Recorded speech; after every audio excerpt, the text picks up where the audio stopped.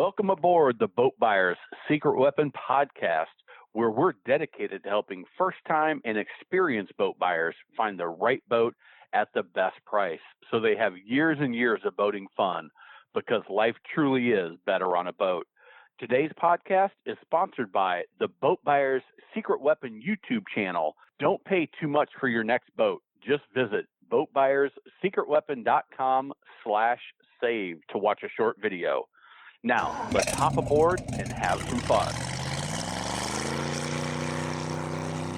Hey everybody, welcome to this episode of the Boat Buyers Secret Weapon podcast. I'm your host, Captain Matt, and we're here with Chris from Louisiana, who's looking at a pre-owned, hey Chris, a pre-owned Chaparral 19 H2O. Is that what it is? That's correct. It's a fish and ski package as well.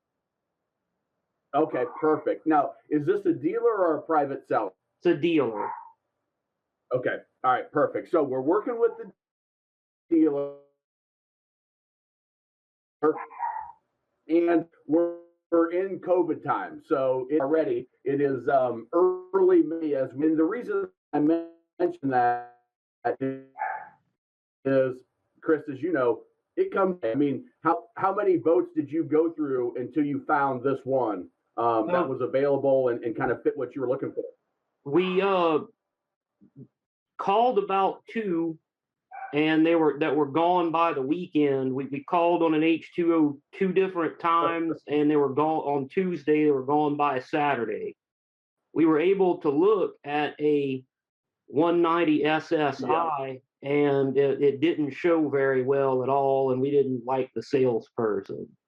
We had a little technical difficulties, but we are back here. I was saying that Chris has downloaded the Toolkit, and I'm not sure if you use the ownership calculator at all, and has watched. How many videos do you think you've watched on the YouTube channel? At least 50. Good. There's only 170 there, so you only got 120 more to go. But so he has done a lot of research, zeroed in on the right boat for him and his family, make sure it fits into the budget. And have you done the sea trial, or that's pending? We still haven't closed the deal, so hopefully we'll see trial on Saturday. Awesome. And this is common. If you're working with the dealer, a dealer's going to want to say, listen, let's negotiate the boat as if everything's going to be perfect. Then we'll do the sea trial. And if something comes up on the sea trial, then we'll go back and maybe we'll fix it. Maybe we'll discount. Maybe you walk away completely and give you your deposit back, is how, in my mind, it should work. So that's good. That's how you're looking at it. Now, I'm going to go ahead and pull up on NADA guides some values. Have you done that yet, Chris? I have. I priced the boat before, and when I got to the dealership, I noticed the boat actually had some options that I didn't realize it had. Okay. So I priced the boat again afterwards. So I think there's a little room for me to come up. I haven't expressed that to them. No reason to, yeah. Also, there was the issue with the trailer, of course, which I'm sure we'll get into. That's right. Explain that situation. When I reviewed the pictures on Boat Trader on Sunday night, the boat had popped up on Boat Traders. I'm there every day. When I was looking at the pictures, the boat looked great. The trailer looked like it had some blemishes, which I thought, okay, I'm in for, a winter of dry storage, pull the trailer into the garage, sand it, paint it, and put it back on the road in the spring, which I was willing to do even for the price of the package. When the salesman contacted me, he said, look, I need to tell you the trailer's in bad shape. And that's before I brought it up. So he was very transparent. Good. He said the center beam of the trailer is rusted through. I don't believe it's safe for you to take this back to Baton Rouge. But he said, we can sell you a new trailer. So then I repriced the boat with a new trailer, but I repriced it the way I would do it, with a galvanized trailer, because that's for us, that's very serviceable. You're freshwater? 90%. Okay. Maybe Okay. 3 inland marsh trips a year. Okay. So galvanized is a great option. Yeah. Yeah. Good. So the problem is, when we got to talking about numbers, they are an easy loader dealer. What Great they trailer. have, Yep. what they have on site was not what I was able to price. So he's pricing an aluminum trailer, and it put the package price it was out of where I was comfortable. Negotiating a trailer is not something I was familiar with. He was able to get down, we went back and forth. He was able to go from, I think he started at 31.5, I started at 26.5.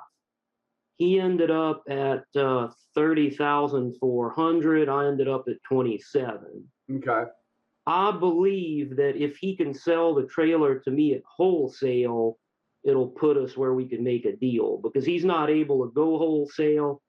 His manager wasn't in. He had a family emergency. The manager's returning today. Okay. I think if they can sell the trailer for wholesale, they don't lose money on the trailer, and I don't get raked over the coals because of the original trailer's problems. Right. Yeah, that's it's, and again, we'll come back to this time of year. This inventory situation is trailers can be hard to come by. They're having issues with that inventory availability as well, just as much as the boats. Easy Loader is a great trailer. I don't know. Have you looked around for other used trailers? It can be, an H2O by Chaparral is a pretty common whole shape. So you may have some luck calling around some other dealers. Is the dealer you're buying from, are they a Chaparral dealer? They're not. Okay. So I would call the local Chaparral dealer and say, listen, do you have a trailer that would fit a 19 H2O? Okay. They might have something sitting in the yard that maybe's got some broken taillights or something that's in serviceable shape that they would be willing to let go for you.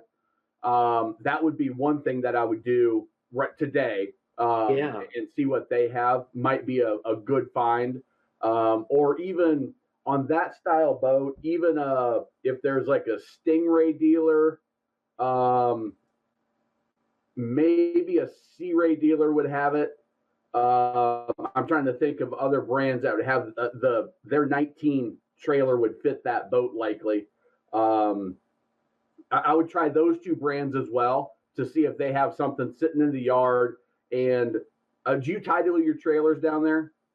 Yes. Okay, so what can happen is they get a trailer that just sits in the yard and it kind of gets left behind, but some new tires and you're good, so just, you might want to check those things out. Working with this dealer, I think you're on the right path. And then, Chris, it comes down to how much do you want the boat? And if you don't get it at the price, you'll have to start over, which is totally fine. I always say, don't be too much in a hurry. There's always another boat. Even in this environment, there's going to be another H2O if that's exactly what you want. There's certainly going to be another 19-foot bow rider fishing ski that comes available that's going to work for your family and your budget. So don't get too caught up. If it takes you too far out of your budget, be willing to walk away. If you really love the boat, and God, I hate to go 30, but I can do it, then it's just a personal choice. But look at those other couple of options on where to get a trailer.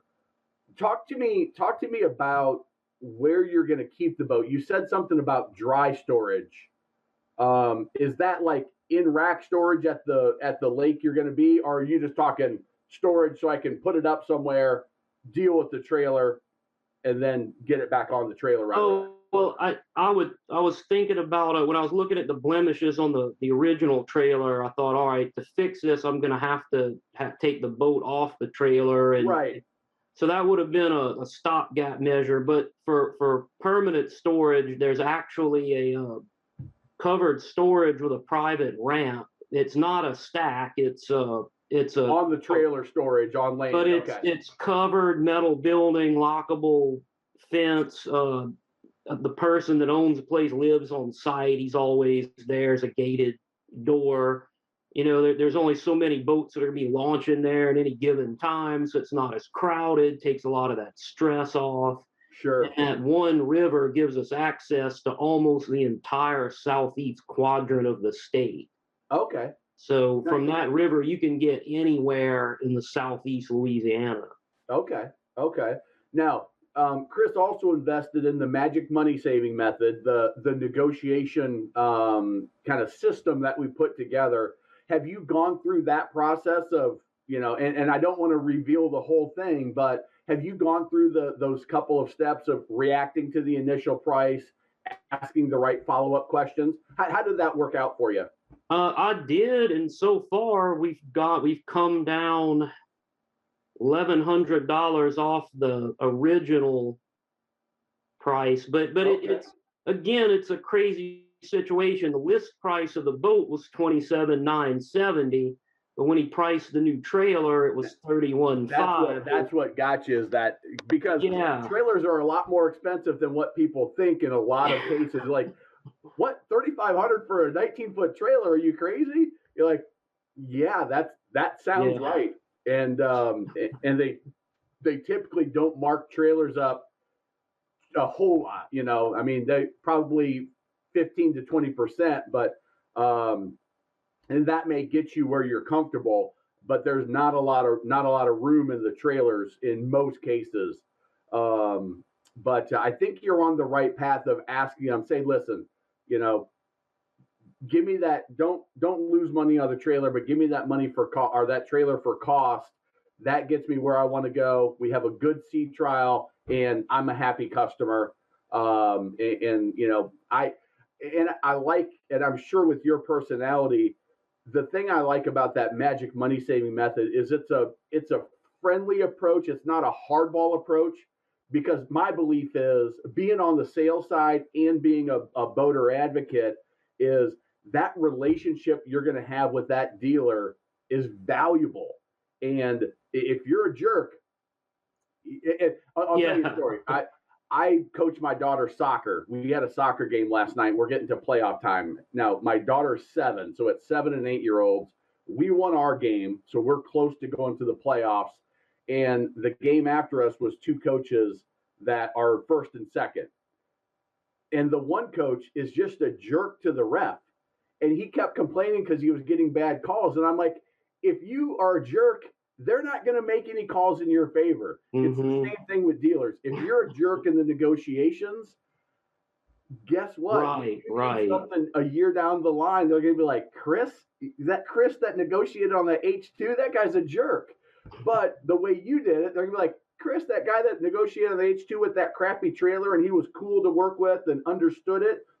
He asked for what he wanted, but he did it in a personable way.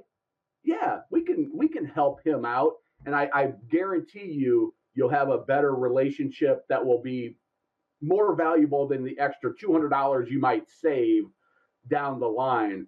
And yet, I want you to save as much money as you can. Right. You got to balance it and do it with the right approach, I think. So, so that's worked for you. That saved you $1,100.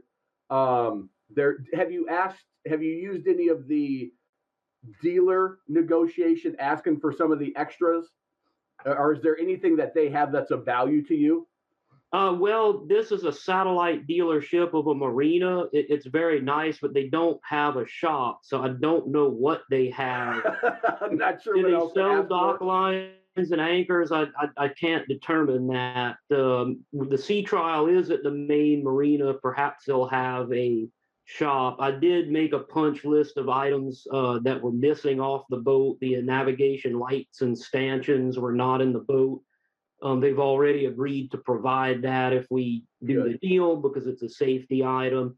The anodes on the stern drive, they're getting close. They're inexpensive. I asked if they could replace those if we did the deal. They already said yes to that. Good. Perfect. I took to heart what you said about relationships in your work.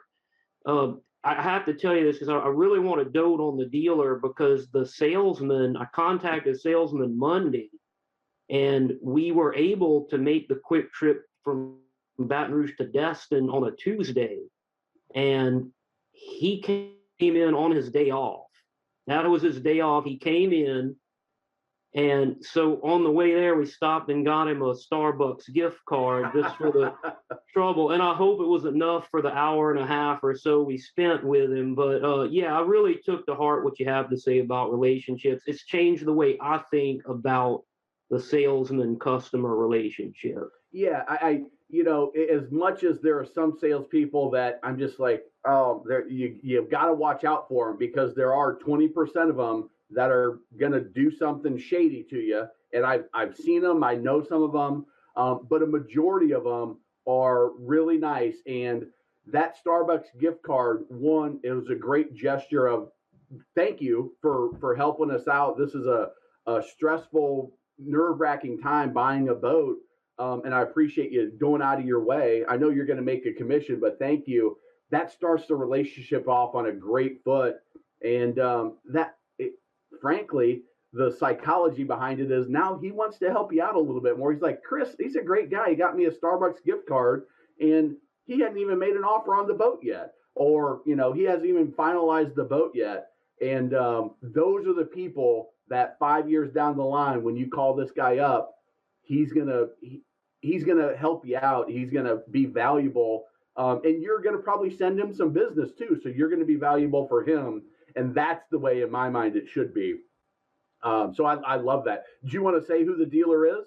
Yeah, it's Emerald Coast Marina in Destin, Florida. In Destin. And the salesman's name is Justin, and he's a great guy. We had a rapport right away with him, and we really like him. And went in on his day off. He really went out of his way.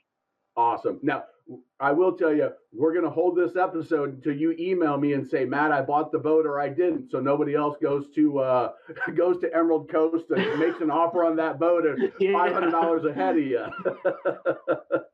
So, all right. So I think I gave you some ideas on the trailer. And then it's just, your budget, where you're comfortable and the value of that boat. You've done that research the right way. And how far off are you? So you're 2,000 off about, or 1,500? Yeah, when I told him 27, I didn't realize some of the options. It has snap-in carpet, the onboard charger. It's got the 4-speaker stereo with the transom controls. I didn't realize that. The radio has weather station, which I didn't know, but I love weather station. So it has a couple bells and whistles that I didn't realize it had from the listing. So I went back and put those in. I would be really happy at 29, actually. Okay. Well, my gut tells me if you're this far now, I'm sure they have 3 or 4 people standing in line that would be happy to take that boat and have probably expressed interest. But you're there, and here's the thing that happens, just for some inside intel, is there's other people that can buy the boat, but Justin wants the commission because he's already put the work in. So he's going to fight for you because it might be Bob or Bill in the office that have the other people, and now he doesn't make the commission. So he's going to do what he can, and the sales manager or the owner or whoever is going to be the final say, probably, depending on their size. But just go at it with your same thing. Ask that question a couple more times, and come in where you want. My guess is you'll get really, really close, if not to that number. Okay, great. So, Chris, what other questions do you have? Assuming everything goes well, you've got your storage in place, which is awesome. You know where you're going to be. You've got, I assume, insurance quoted out, ready to go. You've got your tow vehicle ready with probably a 2-inch ball on that trailer. Yeah. So anything else that's on your list of, okay, now I've got my boat, now what? Well, the registration, but I researched that last night. Louisiana registrations, dare I say, a mess. It's going to be a couple months of paperwork before I have Louisiana numbers on the side. Okay. But yeah, I'm familiar with that process. It takes some time and patience, but we'll get it there. Good. Yeah, and registration is so state by state that I don't have a lot of advice there a lot of times other than double check the serial numbers on everything. Working with the dealer, they're pretty diligent about that because they have to be with their dealer licensing in most states. So anything else, Chris? Has this been helpful for you? It has. It has. I had not considered calling around for an empty Chaparral trailer. Yeah. So, yeah, I'll try that. Have you watched the trailer video? I have. Okay, good. There's some useful stuff in there. You may want to, if you're calling the other dealers, the Chaparral guys will know, but have Justin measure from the bow eye to the transom. Okay. That's the center line length, I think is what they call it, but that's the length that they'll need to know to match it up to a trailer that they aren't sure is made for a Chaparral H2O. Okay. So that bow eye to transom length is a key number to match up, and that should be helpful for you. All right. Well, I appreciate it. I want to thank you for being an active member of the Facebook group. I love getting questions on the comments and going back and forth. It's when I started this, I would have thought it, but I would say I've made some friends like yourself, like Rod from North Carolina. There's a guy in Michigan engineer that's always commenting. I'm like, oh, I'm always interested to see what you guys say because you have interesting, good questions. Call me out on stuff if you're like, that doesn't sound right. Or here's my experience. I love that stuff. And Chris, I appreciate that. And I appreciate you investing in the Magic Money Saving Method and supporting what I'm doing here financially. It's only $27 or $37, but it makes a difference. It helps me do this and kind of support it financially. So thank you very much. I appreciate that for sure. Well, thank you, Captain Matt. Well, let me know how it goes. Send me a picture when you're on the water if you make it happen. All right, I absolutely will. Awesome. Well, thanks a lot. We'll talk to you soon. All right, thank you. All right, bye. Bye-bye. Let's pull up the anchor and run this podcast back to the docks. We'll be back again with another helpful and fun episode next time. If you'd like to be a guest on the podcast, visit boatbuyerssecretweapon.com/guest, and I'll help offer insights into your boat research and shopping experience. Also, we'd appreciate it if you took just 2 minutes to rate and review this podcast on Apple, Spotify, or wherever you get your podcast. It helps others find us so we can help more boaters. If you enjoyed this episode, please share it in your boating groups on social media. They will certainly thank you. And by the way, if you haven't already, grab your free Boat Buyers Secret Weapon Toolkit at boatbuyerssecretweapon.com/toolkit. And so you don't pay too much for your next boat, visit boatbuyerssecretweapon.com/save for a short video.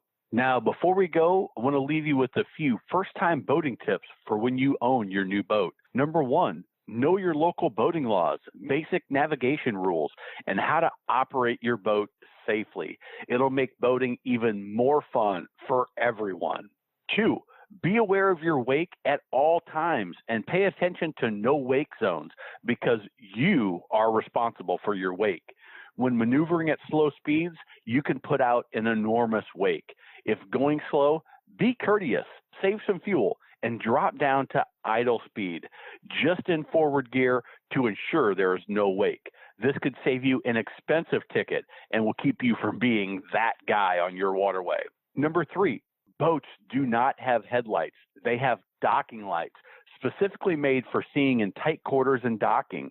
Do not turn your docking lights on while cruising down the water. It can blind other boaters and is very dangerous, and again, could save you an expensive ticket. Number 4, follow the maintenance schedule for your boat. Change the oil, impeller, gear lube, winterize if you need to winterize in your area. Inspect your trailer tires, bearings, and grease the hubs if you're a trailer boater to ensure you don't experience expensive and unnecessary repairs that will impact your boating time. Number 5, always double check your plug is in, your battery is charged, and the fuel is full before heading out for a day on the water. It could just save your boating day. And if you're a trailer boater, I've got a few extra tips. Number 1, at the boat ramp, prepare your boat, your gear, and your guests in the staging area.